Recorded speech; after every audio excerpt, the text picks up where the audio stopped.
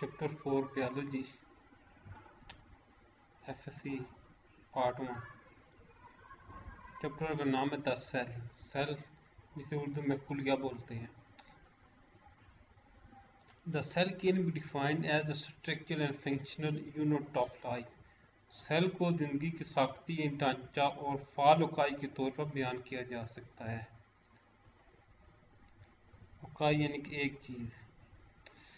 It is the smallest unit that can carry out all activities of life। यह सबसे छोटी इकाई है जो जिंदगी की तमाम सरगर्मियां अंजाम दे सकती है। Cell are building block of complex multicellular organism. खुलिये पेचीदा कसीर खलवी जानदारों के तामीरी ब्लॉक्स हैं, यानी कि जो भी कसीर खलवी जानदार यानी एक से ज़्यादा खुलियों पर मुश्तमिल हैं, वो सारे खुलियों के बनने होंगे, इनको उनकी बुनियाद जो है सेल है। आगे emergence and implication of cell theory. Cell theory का ज़ोर और मुज़म्मरात यानी कैसे उसका शुरुआत हुई और वो कहाँ अप्लाई होती है। Implication. Study of cell. Cell biology began with the discovery of cell by Robert Hooke, 1665, who reported his work in his famous publication Micrographia। खुलिया हयात का मुताला रॉबर्ट हुक 1665 के खुलिये के दरियाफ्त के साथ शुरू हुआ, जिसने अपनी मशहूर इशात माइक्रोग्राफिया में अपने काम की इतला दी। He prepared and studied thin section of cork of dead plant material under self made compound microscope. इसने अपनी खुद साख्ता कंपाउंड खुर्दीन के तहत कार के पतले से पौधे के मुर्दा माल को तैयार किया और इसका मुताला किया। He observed that the cork is composed of minute honeycomb-like compartment which he termed as cell। इसने मुशाहिदा किया कि कार्क शहद की छोटी कंघी पर मुश्तमिल होता है, जैसा कि कंपार्टमेंट जिसे इसने सेल कहा। अकॉर्डिंग टू के मुताबिक cell is the empty space bordered by thick wall. के मुताबिक सेल एक खाली जगह जिसे मोटी दीवारों से जकड़ा हुआ या घेरा हुआ है। Very little information was added to this idea in the following century. अगली सदी में इसी ख्याल में बहुत कम मालूमात शामिल की गई। Work again start in the beginning of 19th century. ये 19वीं सदी के आगाज में दोबारा काम शुरू हुआ। Lorenz Oken 1805, a German scientist, believes that all living beings originated from or consist of vesicles or cells। Lorenz Oken 1805 एक जर्मन साइंसदान का ख्याल था कि तमाम जानदार वेसिकल या खुलियात से पैदा होते हैं या इन पर मुश्तमिल होते हैं। Jean Baptiste de Lamarck 1809 expressed similar ideas and said nobody can have life of its constituent part are not cellular tissues or not formed by cellular tissues। 1809 John Baptiste de Lamarck ने इस तरह के ख्याल का इज़हार किया और कहा कि किसी जिस्म में ज़िंदगी नहीं हो सकती है अगर इसके अज्जा सेलुलर टिश्यू नहीं है और सेलुलर टिश्यू से नहीं बने हैं। कार के टुकड़े की खुर्दबीनी साख्त। In 1831, Robert Brown reported the presence of nucleus in the cell। 1831 में रॉबर्ट ब्राउन ने खुलिये में न्यूक्लियस की मौजूदगी की इतला दी। Due to this discovery Hooke's idea about the cell was an empty space was change. इस दरियाफ्त की वजह से खाली जगह के तौर पर सेल के बारे में उसका ख्याल बदल गया। It was later established that the cell is not an empty space। बाद में ये साबित हुआ कि सेल खाली जगह नहीं है। एक German zoologist थोडर Chavan 1839 and a German botanist, Sheila 1838, working independently, came out with a theory called the cell theory. एक जर्मन माहिर एहतियात शोल्डन शुआन 1839 एक जर्मन नबातात दान हमारे नबातात शलाइडन 1836 आज़ादाना तौर पर काम करते हुए सेल थ्योरी के नाम से एक नजरिया लेकर आए. They found that the cell consists of three basic parts, means nucleus, the fluid cytoplasm surrounding the nucleus and an outer thin covering or membrane, plasma membrane. उन्होंने पाया कि खुलिया तीन बुनियादी हिस्सों पर मुश्तमिल होता है. वो न्यूक्लियस के गिर्द मौजूद सियाल यानी कि मादा होता है बहने वाली चीज़, जिसे साइटोप्लाज्म कहते हैं, और एक बैरूनी पतली गलाफ या झिल्ली जिसे प्लाज्मा झिल्ली भी कहते हैं. The cell wall, this cell wall an additional structure present only in plant cell. Cell की दीवार उन्होंने कहा एक अजाफी ढांचा था जो सिर्फ प्लांट सेल में मौजूद है, यानी कि पौधों के सेल में मौजूद होती है. Keeping in view in this definition,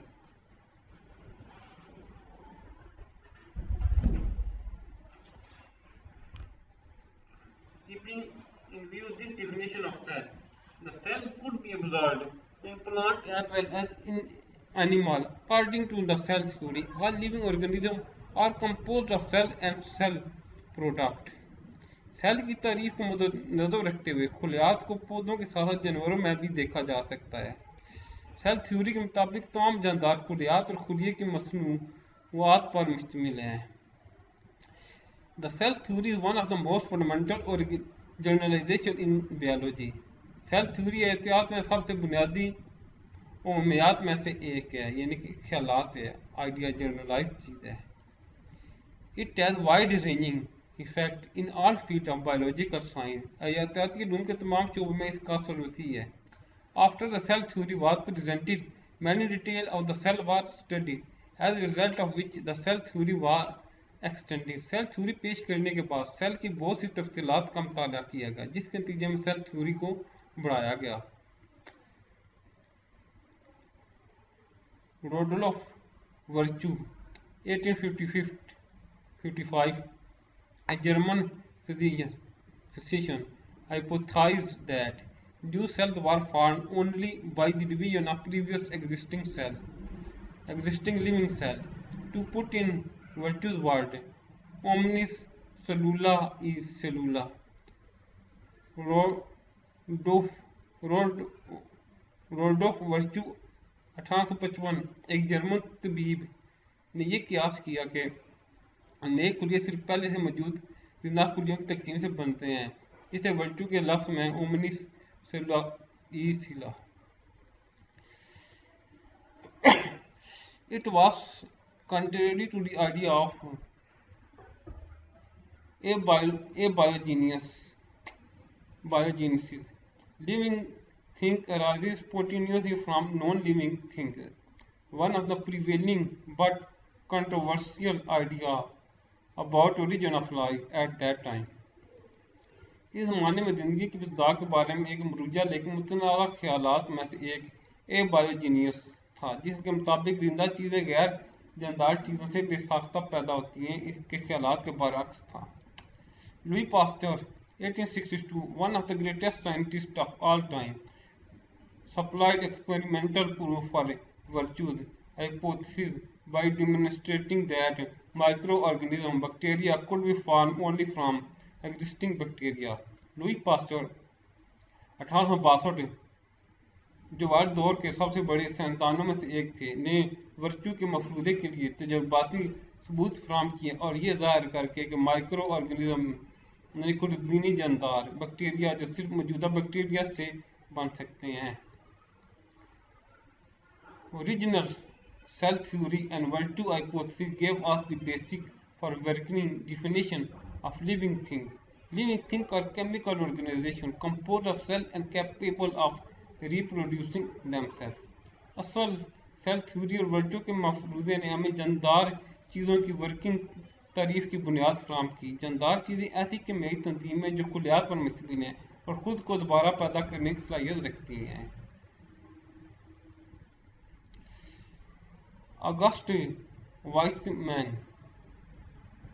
1880 said all presently living cells have a common origin because they have basic similarity in structure and molecules. अगस्त वेदमैन 1880 ने कहा कि मौजूदा तमाम जिंदा खलियात की असल एक मुश्तरक है क्योंकि इनकी साख्त मॉलिक्यूल वगैरह में बुनियादी मुमासलत पाई जाती है. It was shown that there are fundamental similarities in the chemical composition, metabolic activities and structure, although they differ in many respects. ये जाहिर किया गया कि केमियाई साख्त, मेटाबॉलिक सरगर्मियों और साख्त में बुनियादी मुमासलतें हैं, हालांकि वो बहुत से मामलात में मुख्तलिफ हैं. General cells are basically similar but extraordinarily versatile. खुलियात बुनियादी तौर पर मिलते जुलते हैं लेकिन गैर मुल्की वर्सटाइल हैं, यानी कि बहुत ज़्यादा फर्क भी है. Cell is not only the structural but also fundamental unit of living organism. Self न सिर्फ साख्ती यानी कि ढांचा बनाते हैं बल्कि जानदारों की फाल उकाई भी हैं, यानी कि बुनियाद है, बुनियाद जो चीज़ की है वो सेल है जानदार चीज़ों की. So cell theory is very important unifying concept. लिहाजा सेल थ्योरी एक बहुत अहम मुद्दे तस्वर है. हम नेक टाइप can differentiate between 2 point which are at least 1.0 mm apart. इंसानी नंगी आग 2 पॉइंट के दरमियान फ़र्क कर सकती है जो कम अज़ कम 1 मिलीमीटर के फासले पर हैं. This is known as resolution of eye. इसे आँख की रिजोल्यूशन कहा जाता है.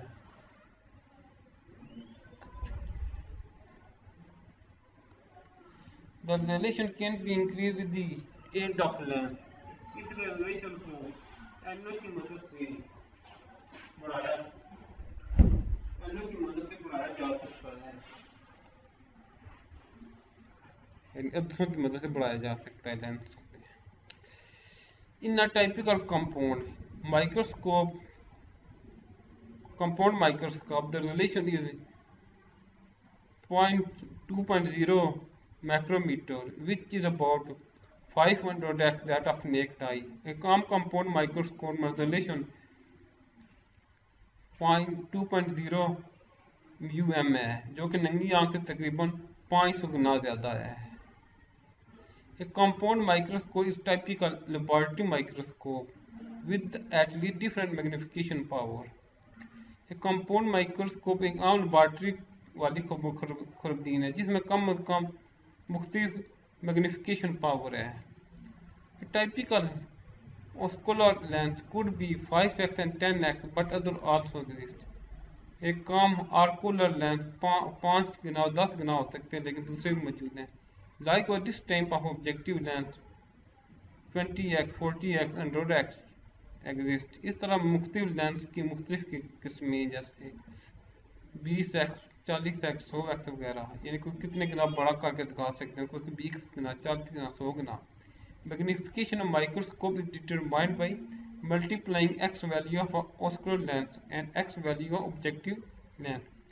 माइक्रोस्कोप की मैग्निफिकेशन पावर का तयन आर्को लेंस की x वैल्यू और मकसद लेंस की x वैल्यू को ज़र्ब देकर हासिल किया जा सकता है. Therefore, एक microscope is 10x ocular lens and 40 objective lens will have 10 multiplied by 40 को 400x मैग्नीफाइंग पावर. लिहाजा 10x आर्कुल लेंस और 40x ऑब्जेक्टिव लेंस वाले माइक्रोस्कोप में 400 मैग्नीफाइंग पावर होगी. The resolution will be however remain the same which is 500x that of the naked eye. Resolution तब वही रहेगी जो कि नंगी आँख से 500 गुना ज़्यादा है. Source of illumination in such microscope is visible light. ऐसे खुर्दबीनों में रोशनी का जरिया नजर आने वाली रोशनी है. In electron microscope, the source of illumination is a beam of electron, and the resolution of microscope range between 2 to 4 angstrom, which make 500 greater than that of compound microscope and 250,000 greater than that of naked eye. Electron खुर्दबीन में रुचि का mamba electron की एक तशहीर यानी कि एक शवा है, और खुर्दबीन की एक रिजोल्यूशन 2 से 4 एंगस्ट्रॉम के दरमियान होती है, जो इसे मरकब खुर्दबीन से 500 गुना ज़्यादा और नंगी आंख के मुकाबले में 2,50,000 ज़्यादा बनाती है। This means that 2 points which are 2 to 4 angstrom apart can be differentiated with the help of electron microscope. इसका मतलब ये है कि 2 पॉइंट जो 2 से 4 एंगस्ट्रॉम के अलावा हैं, इलेक्ट्रॉन माइक्रोस्कोप की मदद से फर्क किया जा सकता है। The revelation of complexity of structure of various cellular organelles is closely linked with the development of microscopy and improvement in the resolution power of the microscope. मुख्तलिफ सेलुलर ऑर्गेनल की साख की पेचीदगी का इंकशाफ माइक्रोस्कोपी की तरक्की और माइक्रोस्कोप की resolution power में बेहतरी के साथ गहरा ताल्लुक है।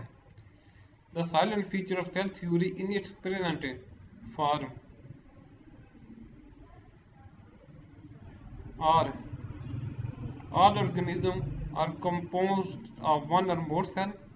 दूसरा, all cell arise from pre-existing cell. The cell is the basic structural as well as functional unit for all organisms. मौजूदा शक्ल में सेल थ्योरी के नुमाया खसूसियात हैं। एक, तमाम जानदार एक है एक से ज़्यादा खुलियों पर मुश्तमिल होता है। नंबर 2, खुलिये पहले से मौजूद खुलियों से पैदा होते हैं। तीसरा, सेल बुनियादी साख्ती और फाल इकाई है तमाम जानदारों के लिए। Cell as a unit of structure and function, साख्त और फंक्शन की इकाई के तौर पर cell. Cell is a unit of structure and function in living organism. Cell खुलिया जानदारों में साख्त और काम की इकाई है। In multi cellular organism there is a division of labour among cell. कसीर खलवी जानदारों में खुलियात के दरमियान मेहनत की तकसीम होती है। Different cell are specialise for different function. मुख्तलिफ खलियात मुख्तलिफ अफ़ाल के लिए मखसूस हैं। Function of organism all as a whole is the result of the sum of activities and interaction of different cell and of different component of cell. In animals, means muscle cell contrast and relax, nerve cell transmit impulse, gland cell secrete red blood cell carry oxygen, some stomach cell secrete juice. जानदारों का मजमूई तौर पर काम मुख्तलिफ खुलियों और खुलिये की मुख्तलिफ अज्जा की सरगर्मियों और तमलात के मजमूए का नतीजा है। जानवरों में मसलन पट्ठों के खुलिये सुकड़ते हैं और आराम करते हैं, फैलते हैं। अजलाती खुलिये तसलसल को मुंतकिल करते हैं। गुदूद के खुलिये खारिज होते हैं। खून के खुलिये ऑक्सीजन ले जाते हैं। मैदे के कुछ खुलिये गैस्ट्रिक रस खारिज करते हैं। Similar in plant xylem cell conduct water and mineral salt from soil to the aerial part of the plant. इस तरह पौधों में जाइलम सेल मिट्टी से पानी और मादनी नमकियात को पौधों के हवाई सतह तक पहुँचाते हैं जो फजाब में आते हैं, जो मिट्टी से बाहर होते हैं। Phloem cell translocate food sclerenchymatous cell give support to the plant. Chlorenchymatous cell carry out photosynthesis per encamatous cell stores surplus food and meristematic cells produce new cell for growth and development of the plant. phylum खुलिये खुराक की मुंतकली करती हैं। सर्पेल्टियस खुलिये पौधों को मदद फराहम करते हैं। क्लोरोपेल्टियस खुलिये फोटोसिंथेसिस का अंजाम देते हैं। पेरिप्लांटियस खुलिये जायद खुराक को ज़ीरा करते हैं। और मस्टैटिक खुलिये पौधों की नशोनुमा के नए खुलिये तैयार करते हैं। As they perform different function they show great variation in shape and size. जैसा कि मुख्तलिफ अफ़ाल अंजाम देते हैं, शक्ल और साइज में बहुत ज़्यादा फ़र्क दिखाते हैं। Despite the structural and functional diversity the plant cell as well as animal cell have a common plan of organization. साख्ती और फंक्शनल तनू के बावजूद पौधों के खुलियात के साथ साथ अवानी खुलियात की तंजीम पर भी एक मुश्तरका मंसूबा है।